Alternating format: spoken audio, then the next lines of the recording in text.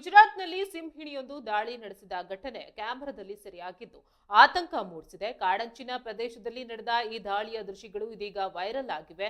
ವಿಡಿಯೋದಲ್ಲಿ ಸಿಂಹಿಣಿ ಏಕಾಏಕಿ ದಾಳಿ ನಡೆಸ್ತಾ ಇರುವ ದೃಶ್ಯ ಕಂಡುಬಂದಿದ್ದು ಸ್ಥಳೀಯರಲ್ಲಿ ಭಯದ ವಾತಾವರಣ ನಿರ್ಮಾಣವಾಗಿದೆ. ಘಟನೆ ಬಳಿಕ ಎಚ್ಚೆತ್ತಿರುವ ಅರಣ್ಯ ಇಲಾಖೆ ದಾಳಿ ನಡೆಸಿದ ಸಿಂಹಿಣಿಯನ್ನ ಪತ್ತೆ ಹಚ್ಚಲು ವಿಶೇಷ ಕಾರ್ಯಾಚರಣೆ ಆರಂಭಿಸಿದೆ.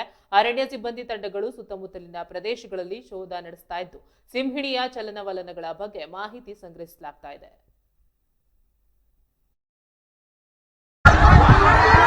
Yeah.